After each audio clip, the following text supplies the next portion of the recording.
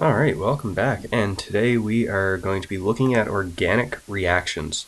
So of course, where we learned all of our different types of families, so each family is going to go only one type of reaction, of course. You're going to have to know which ones happen with which. So our first reaction is actually going to be done by all organic molecules, and that is complete and incomplete combustions. Now, complete combustion is something that we have already seen before. And this is just kind of the main one that we've already done, where the products are always carbon dioxide and water, vapor or liquid, depending on the conditions that we have from last unit. So it's either open system, it's going to be vapor, closed system, liquid. So for example, the burning of pentane, we know an alkane has the formula of CnH2n plus 2. So if we have pentane, that's C5H12. And then, of course, all combustion reactions, it needs to react with oxygen. And we produce CO2 and H2O. Now, you can actually draw out pentane if you want to as well, but that's a little harder to balance. I kind of like just using general formulas. And, of course, we can balance like so. And we have our complete balanced chemical reaction. Now, for incomplete combustions, these are a little different. So these here, we get carbon dioxide, carbon monoxide, carbon, and water vapor. So we get a mixture of things for an incomplete combustion. So, of course, with these here, you're going to have to look at the wordings, and you will need to know what is being produced as well.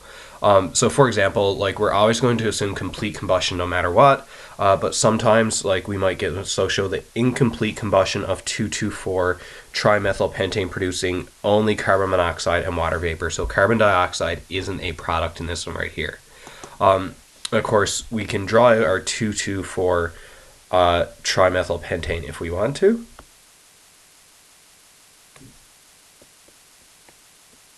Looks something like that, and of course you can count the carbons as just a straight chained alkane. We count the carbons, we got 1, 2, 3, 4, 5, 6, 7, 8. So this is just C8H18. Right, if you wanted to do it that way. Then of course it's going to react with our oxygen, O2 gas, and from our thing it said it produces carbon monoxide and water vapor. And then of course balancing, we get something like that. So we've looked at a lot of combustion reactions inside of our thermochemistry unit. So these right here is just kind of the new one that you just have to look for, the incomplete combustion. And of course, just recognizing that you have a mixture of products right there, and you would definitely need to have a lot of information about what is being produced. Now, let's jump right into new reactions, so addition reactions. So the wording with these right here, of course, with addition, we know we're going to be adding something. And we're going to be adding it to a hydrocarbon that is unsaturated. So we're looking for either the alkene or the alkyne. Now, and this is where the double or the triple bond is broken and a small molecule or element is attached. So the types of things we're going to add is our halogen, so F2Cl2Br2I2, our hydrohalides, so HF, HCl, HBr, or HI, so it's just the halogens just with hydrogen attached, or we can add hydrogen atoms, or we can add water. Now our water, you can also write like HOH. And that'll make a little more sense when we actually get into our additions. So how this looks, our general reaction for our addition, so we're going to start with our alkene or alkyne. We're going to add either our halogen, our hydrohalide, or our water. And if we add either our halogen or our hydrohalide, we get an organic halide as our product. If we add our water, right, that HOH, we're going to get an alcohol. And that's why we're going to write it as HOH, because basically the OH, that's going to be the hydroxyl group right there that turns it into an alcohol. Now, one thing that you are going to have to be careful for is that you can get isomers. Now, these here, it's only going to be 2 isomers for the most part, and these molecules are the ones producing our isomers. So HF, HCl, HBr, HI, and then, of course, our water are HOH. So let's look at our first reaction. So we got but-1-ene reacts with chlorine.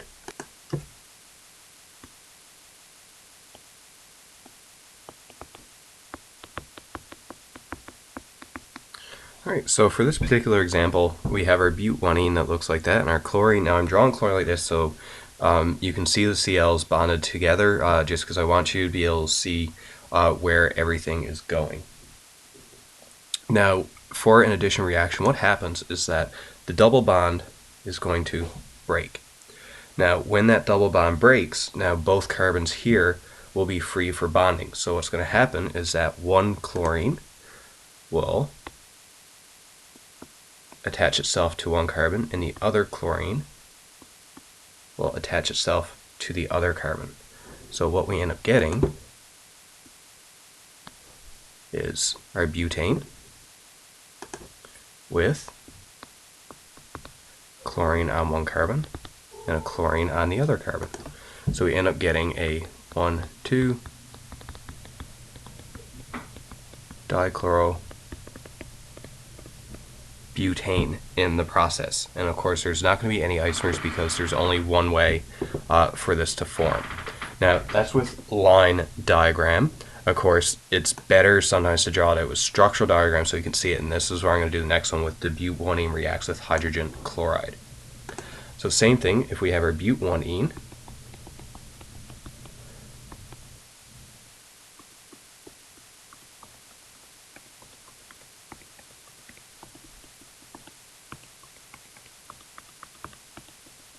looks like that, and now plus our HCl. Now this is one of the ones that on the previous page that is going to produce isomers. So we'll see how it produces isomers in a second. So same thing for addition reaction, we break the double bond. Right, so this one goes away. So another way to kind of think about it is that we just kind of erase it, right? So if we draw our but-1-ene, well it was but-1-ene, but if we have that double bond broken, we'll notice that both carbons right here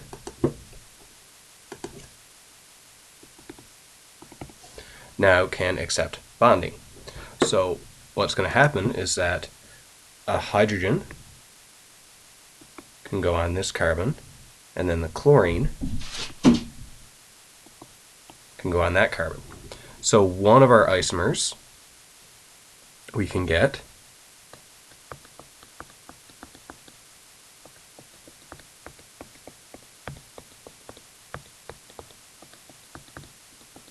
one that'll look something like this. Right where the chlorine is on that second carbon.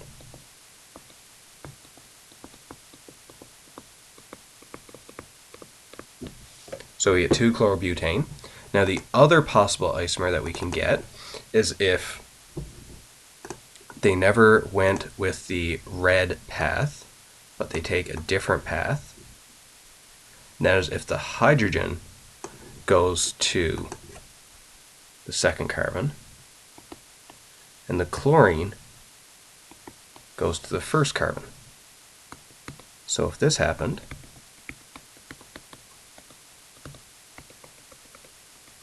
we end up getting this.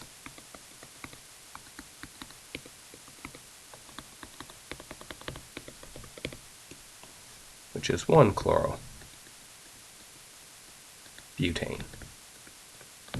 And that is why any of these here, that basically kind of, they're not symmetrical, like they're two different atoms. So when we're adding two different atoms, obviously we're going to get two isomers that is forming. Now, of course, with these here, you'll notice I did kind of draw the little plus. It's kind of hard to see because it's the same color as the molecule. But it's not that we're going to get either or of these molecules formed, is both will form. So we have that plus side because two isomers will be present. So if you do this reaction, half of them is going to turn into 2-chlorobutane and the other half is going to turn into 1-chlorobutane. Right, so the next one is our but-1-ene reacts with water. So same thing, if you look at the previous one, this is one of the ones that can produce isomers as well. So same thing, I'm going to draw this one line formula. So our but-1-ene reacts with water.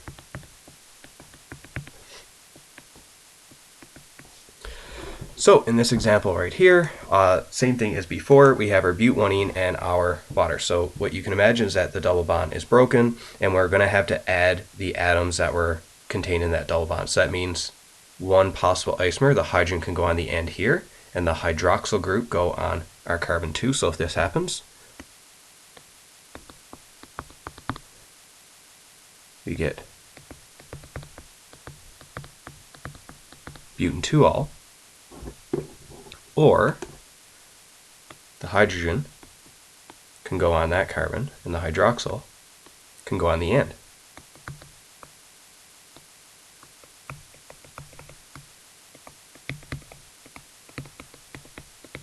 And we get butane 1-ol.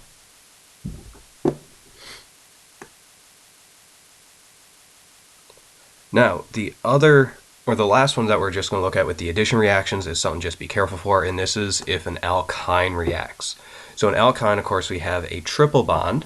So sometimes you're going to see reactions where it says like 1 mole or 2 moles, so in our example right here. So what that means is just, it's kind of as per the balanced chemical equation, or how many molecules that are actually available. So for our but1-ine reacting with 1 mole of bromine,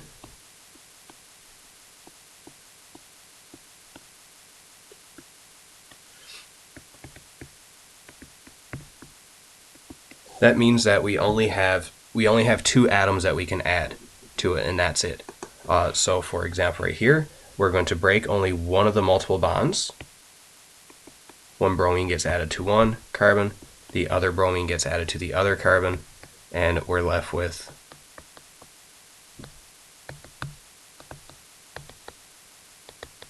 something that looks like this. So you get 1, 2 dibromo,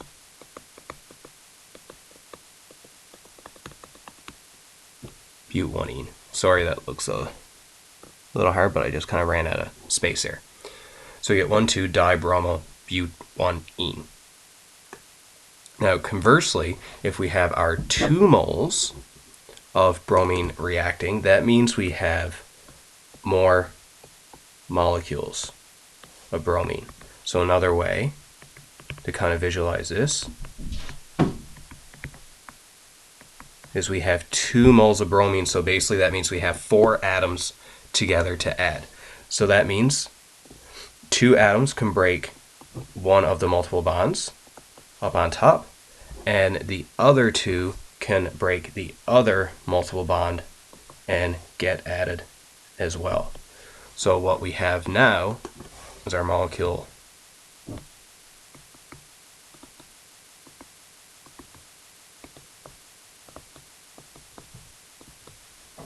we have 1, 1, 2, 2 tetrabromobutane.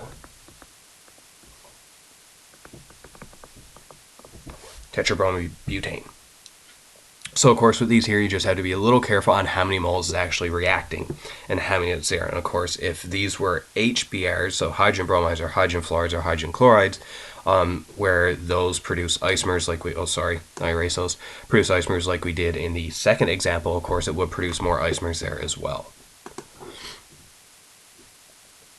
Now, finally, the last one with those here is that if you're adding hydrogen, it's kind of the same thing, is that you can add hydrogen to an unsaturated to produce a saturated, and it doesn't really matter what molecule you have, as long as you draw it out, right, it's still an addition reaction, right, where as soon as we have that, we're going to break the double bond, and we're going to add our 2 new molecules, and what we get is our alkane being produced. And so of course with this one here, you would have to be careful on for if it's an alkyne, you'll need to look for the words of 1 mole of hydrogen or 2 moles of hydrogen being reacted, just produces going to produce the alkene or the alkyne. So the next set of reactions we have are our substitution. So of course, as the name kind of infers, we are going to substitute one thing from another. So the only organic molecules that can undergo substitution is going to be our alkanes and aromatics, and that's it.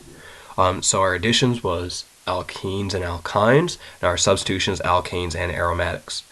So how this works is that you need to have one of those, so an alkane or aromatic, and it has to react with a halogen. Now you can get multiple isomers being produced, and when we get to a bigger example like the propane, you will see. So for example, how this works is you have your organic molecule like this, and reacts with the halogen. So as in the name, basically what's going to happen is that we're going to get a halogen and one of the hydrogens are going to substitute.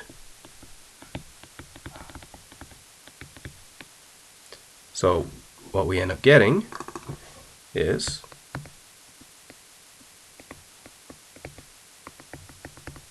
we get our methane back, but now we have a chlorine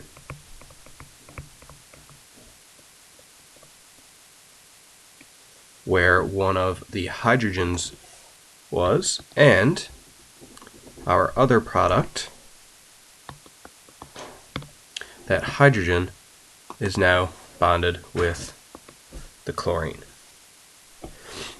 So, of course, any hydrogen is up for grabs, so I could have substituted with any of the hydrogens around that methane, but we still would end up with chloromethane.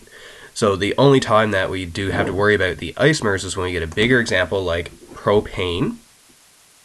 So an example like propane,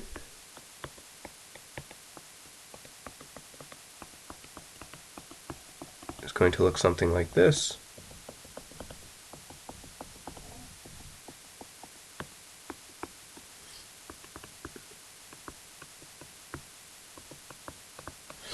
Now, in this example, any of these hydrogens can be substituted. So we can go to carbon 1, carbon 2, or if we count from this here, it's going to be carbon 1.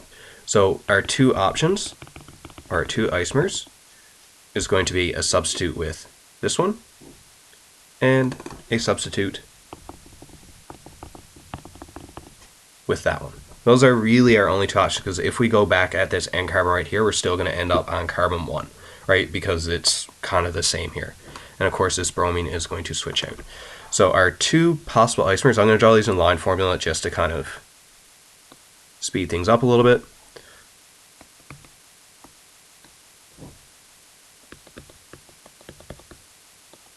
So we know one of our products is going to be HBr. That is the case, but we are going to get a mixture of products after this. So if the bromine goes on carbon 1, right, we're going to have 1 bromo propane. And of course, the other option is it goes on carbon 2.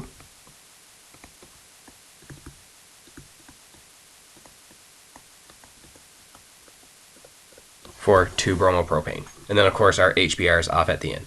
So of course you'll notice that the plus signs are there because it's not that it's either or. We're going to get a mixture of 1 bromopropane and 2 bromopropane being produced in this reaction.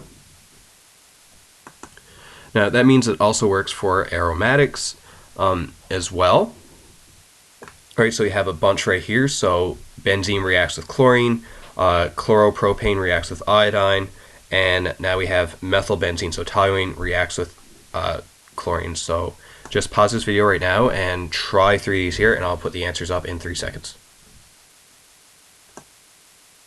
Alright, and here are the answers. So the benzene reacts with chlorine, we're just going to get one isomer, so that's chlorobenzene. Our cyclopentane reacts with iodine, we're only going to get one, and that's iodocyclopropane. And now I did make a little adjustment to the last one, so instead of methylbenzene or toluene, I did change it to phenol. So if you did out everything for methylbenzene, just pause this and do everything for phenol. But anyway, so the answers for that one right here is we get our phenol that looks like this, reacts with chlorine. We get our 2 chlorophenol right here, our 3 chlorophenol over here, and our 4 chlorophenols right in the middle, and then of course our HCl. So there are 3 isomers for our phenol example.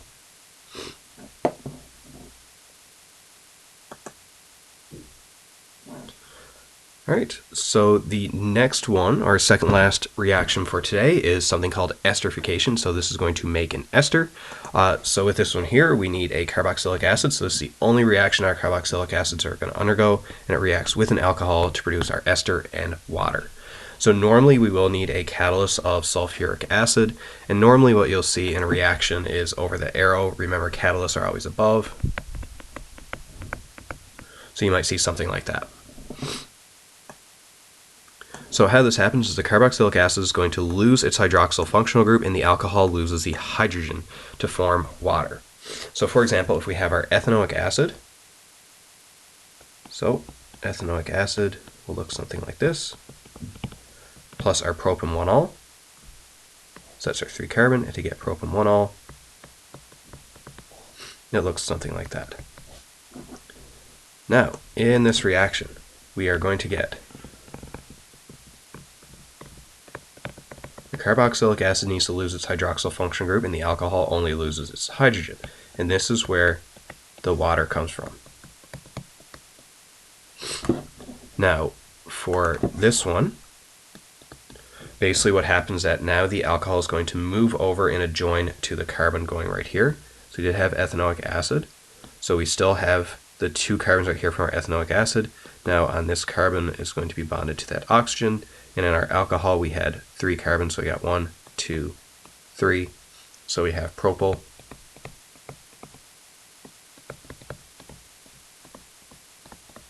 Propylethanoate is being produced. And that's why when we did the naming for the esters, it said that the branch name comes from the alcohol, because it's basically coming from the reaction right here. And you do have to be careful with some of the ones, and we're going to get to one of the bigger ones in here, so propane 2-ol. But anyway, just see if you can pause the video and try the next one. So pentanoic acid reacts with methanol, and I'll have the answer up in 2 seconds. So jumping ahead, we can see that when pentanoic acid reacts with methanol, we get our methyl pentanoate. Now, for the second one, I just kind of want to do out with you as well. So we have propane 2-ol reacts with 3-bromo-4-methyl pentoic acid. So I have the 3-bromo-4-methyl pentoic acid right here, and I have the propane 2-ol. So there is a reason I kind of drew it like this, is because we want to be able to see that the alcohol group is on carbon 2 here. So when we are drawing our ester, right, you can imagine that we're just going to lose this hydrogen right here and kind of move this molecule over and attach it. So how this will look is we draw our carboxylic acid exactly how it looked before, and then this is what the remnants of our propane 2-ol look like. So we end up getting, so this is our longest continuous carbon chain here. We got 1, 2, 3 carbons. But now, so we did name one like this before. Remember, carbon 1 is always attached to the oxygen, and our longest continuous chain is only 2, so we end up getting a methyl, ethyl, and then we got our 3-bromo, 4-methyl pentanoate. I just ran out of room there, so I had to write it down there. So you do have to be careful about what, where that hydroxyl group is attached to the carbon in the alcohol. All right, and finally, our last set of reactions is our elimination reactions.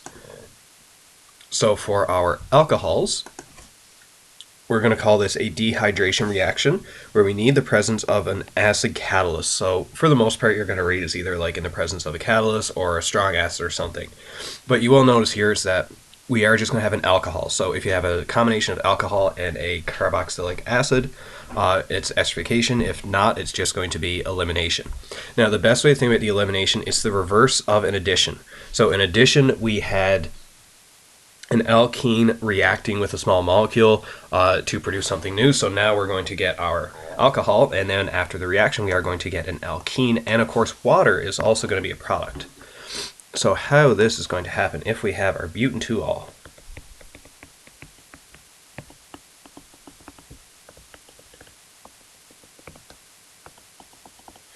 it's going to look something like this.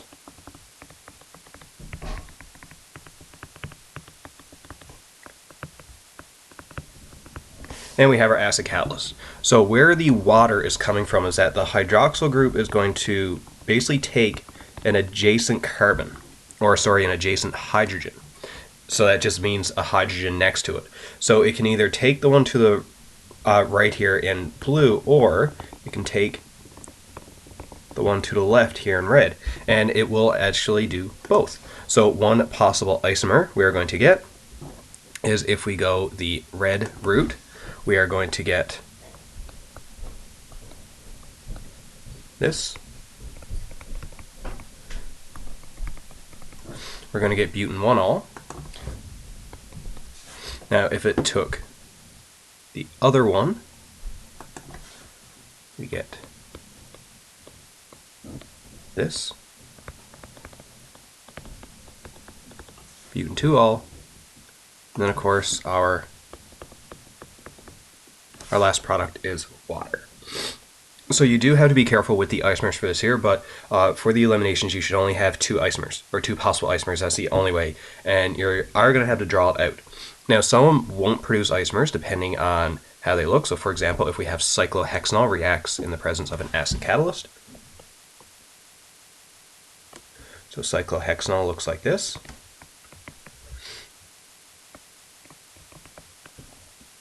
Now, for example, it doesn't really matter which way we go, because we'll notice that if we take the adjacent hydrogen either from this carbon right here, or if we take the adjacent hydrogen from the one down here, we are still going to get only one product and one product only, and that is cyclohexene.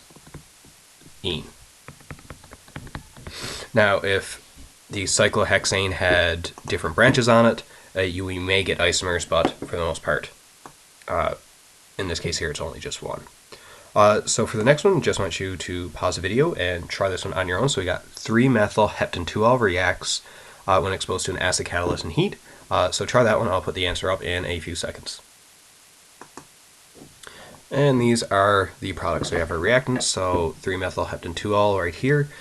So we can tell that if the hydroxyl paired up with the adjacent hydrogen here in blue, we'll get 3-methyl-hep-1-ene, and if the hydroxyl paired with the adjacent hydrogen here in red, so the one to the left, we'll get 3-methyl-het, forgot the T in there, 2-ene, and of course our last product, H2O.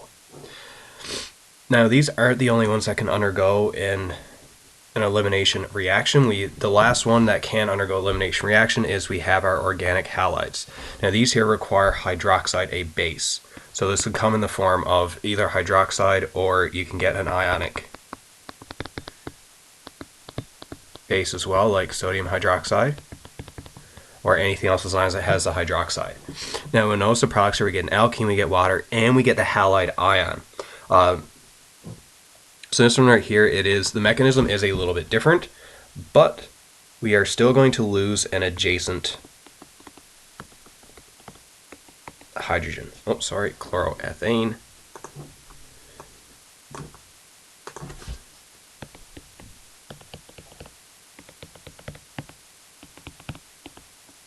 So chloroethane looks like that.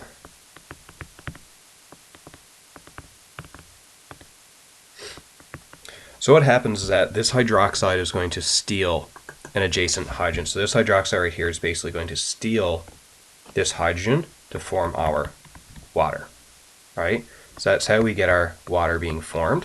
Now we will notice that now this hydrogen, or this carbon right here, is going to have one hydrogen, or it's missing one bond. So what happens after that, this one gets stolen, the chlorine is going to take the electrons here and pop off. So we end up losing this hydrogen right here, and we lose this chlorine right here. So that's why we get the chloride ion going next. So then we have our chloride ion, Cl minus. And then finally our product is that we'll notice that if we did lose 2 of these atoms here, so this chlorine and the hydrogen, now carbon is then going to create that double bond because each carbon lost an atom. So we end up getting